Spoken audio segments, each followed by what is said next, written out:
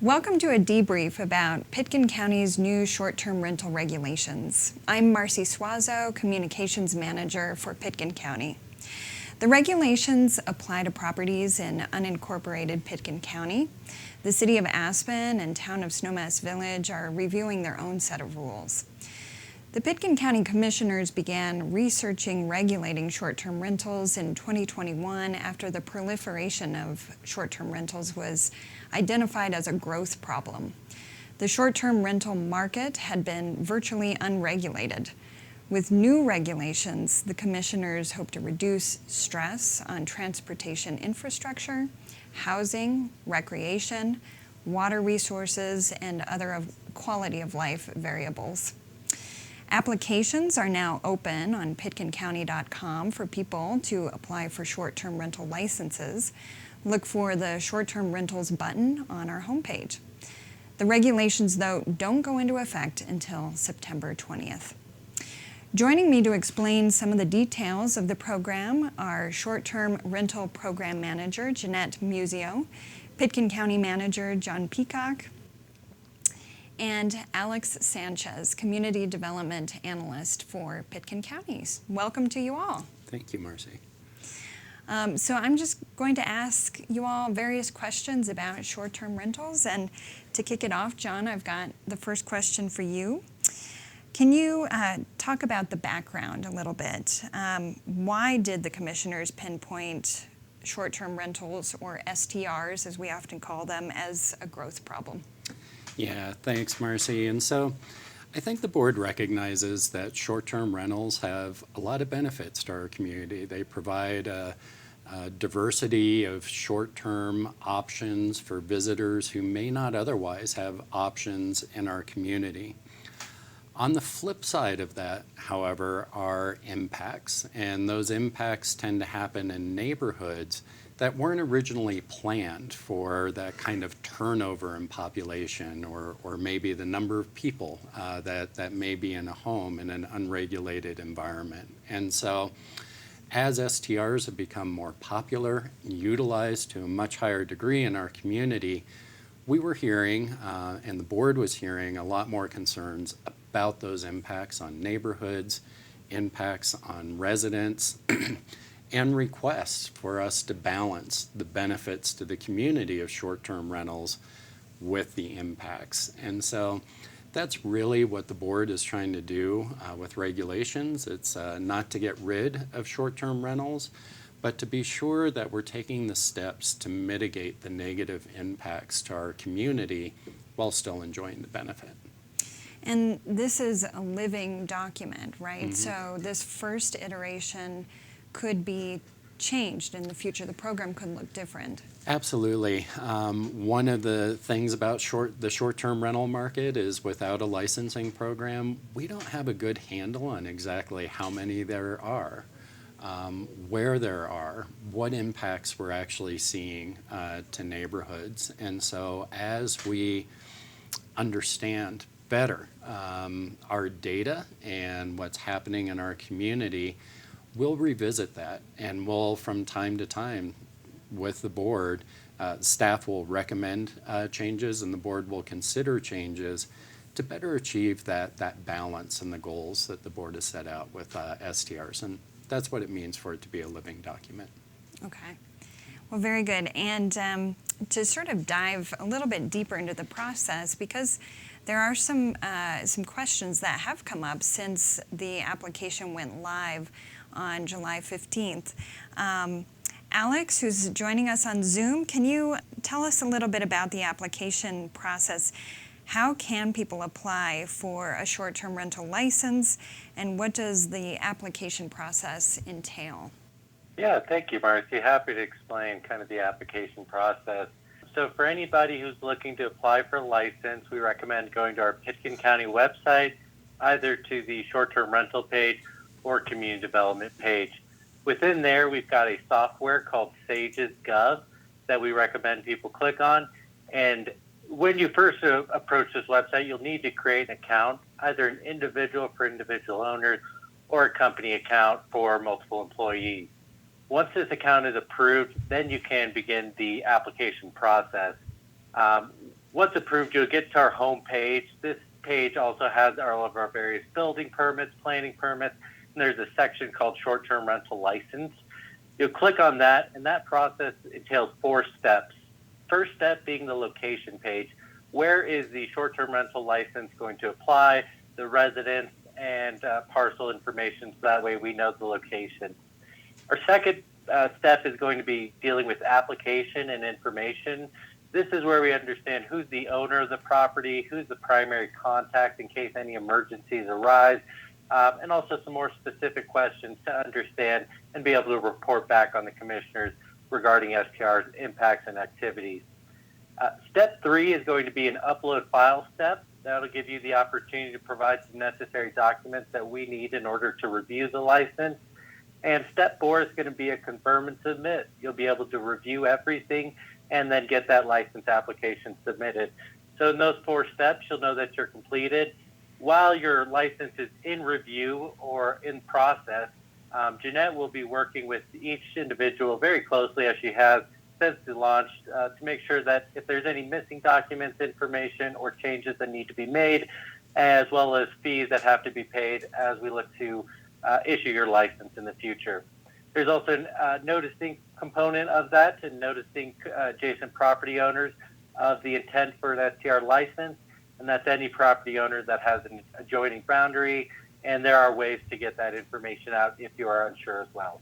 And Alex, you mentioned the 15 days. So after somebody applies for a license, there is a period of 15 days, correct, before the license, during that period it gets reviewed, but 15 days later it may get processed and the individual may get the license. Is that right? Yeah, correct. There is a 14-day minimum waiting period before you apply when that license can be issued.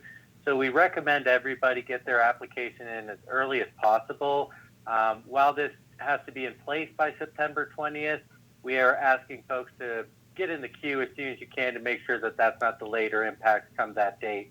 The 14-day period is to notify adjoining property owners, and that's a comment period for them to provide comment back to the licensing authority per the regulations set forth. So for those thinking of waiting or wanting to see how things play out, again, we recommend getting that in at least by the first week of September to allow for enough time for the application processing, the noticing period, and then getting that license by September 20th.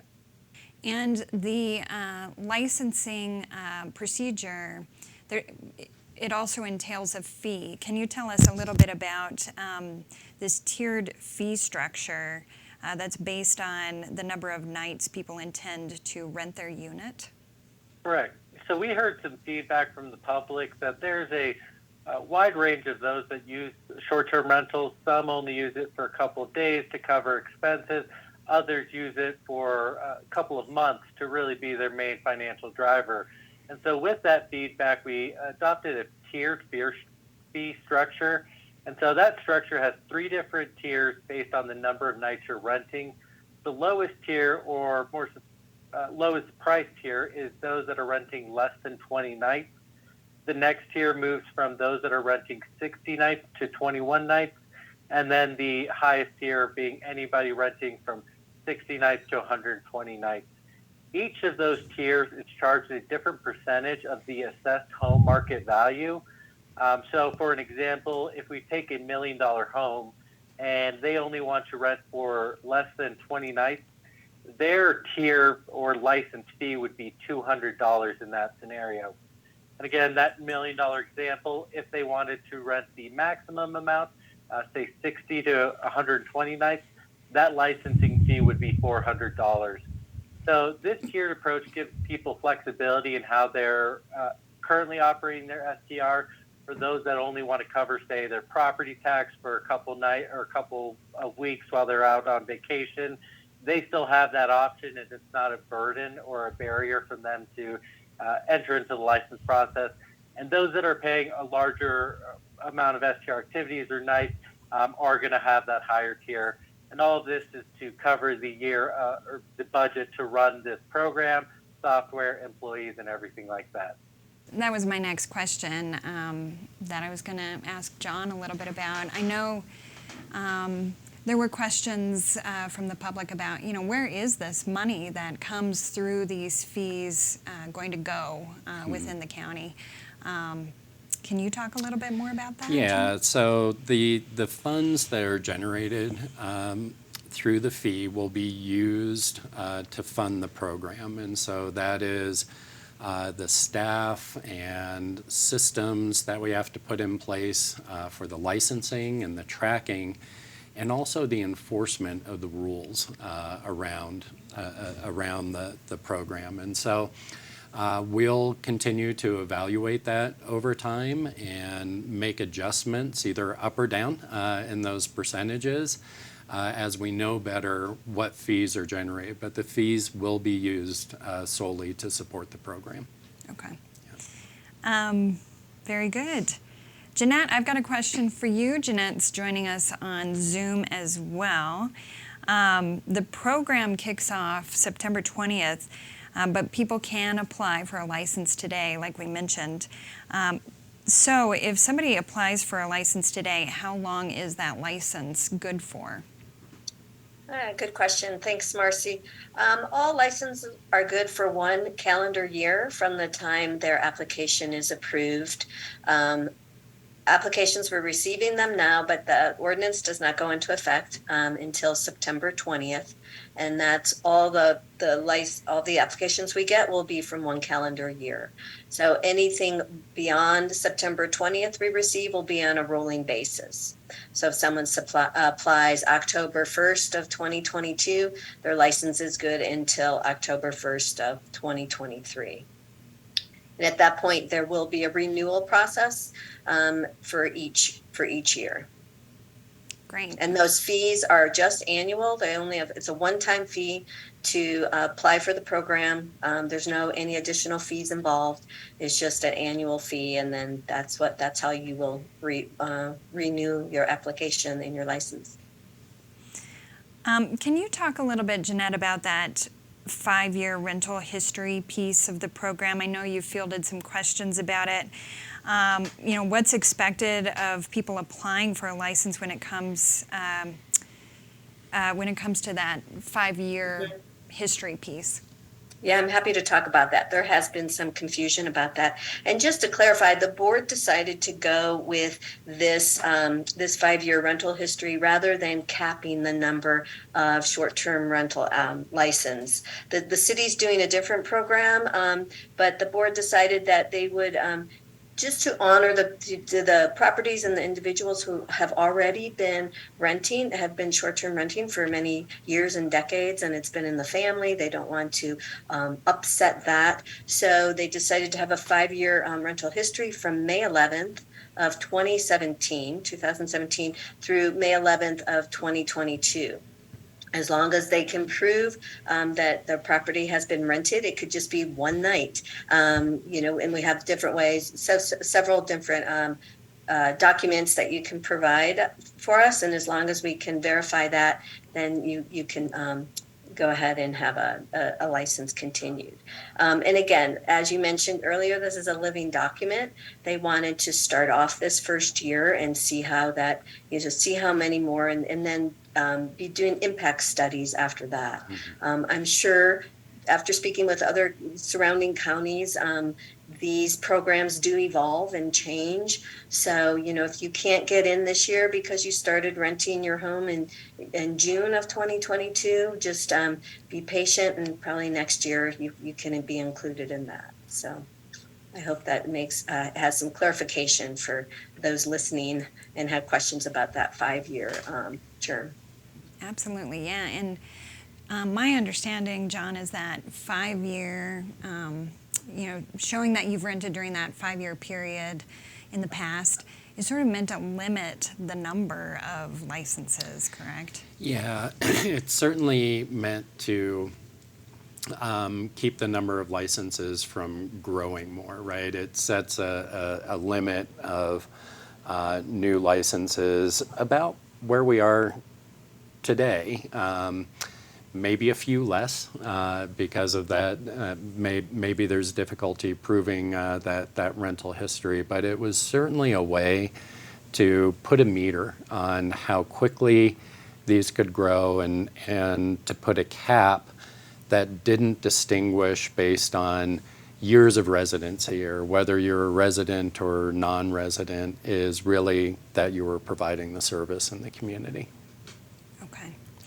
And Alex, I know you mentioned this earlier in our conversation. You talked a little bit about how folks who are applying for licenses, as part of that application process, there's a requirement to notify your neighbors that you are intending to use your property as a short-term rental.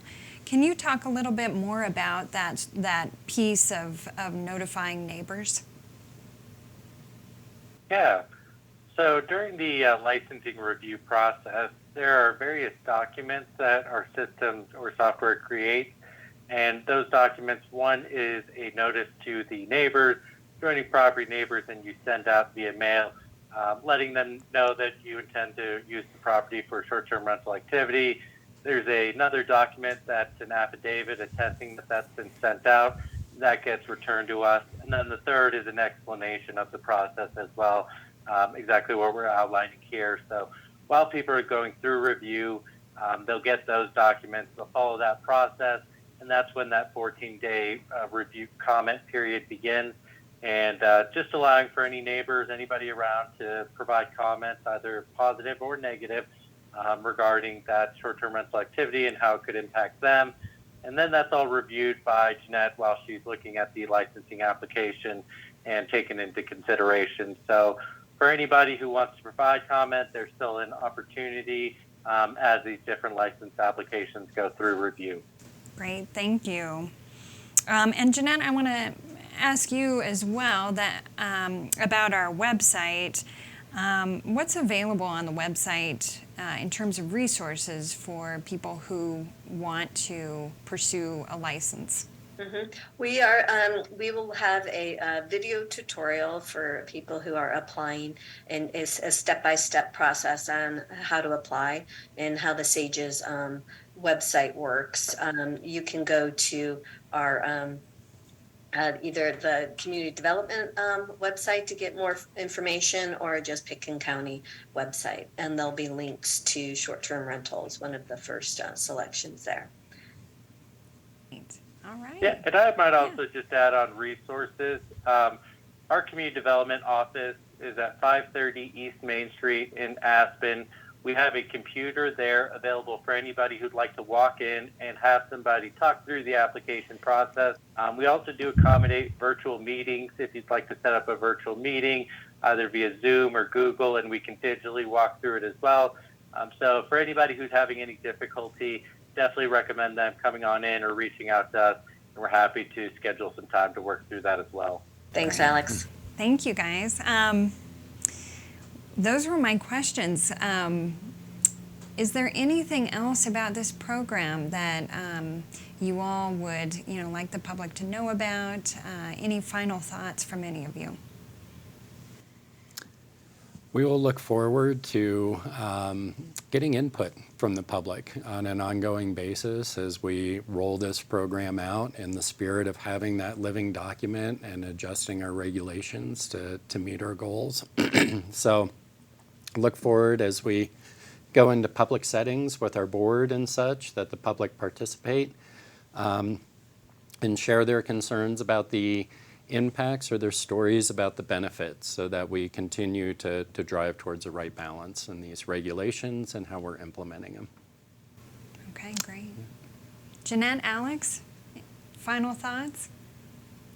I would just I agree with John that I've been talking to a lot of individuals who are applying, and really welcoming that feedback. And again, stressing that this is a living document. We're gonna take it slow, and we want to work together as a community to make this a success for everyone involved, and those who want to come and enjoy this beautiful valley that we all call home.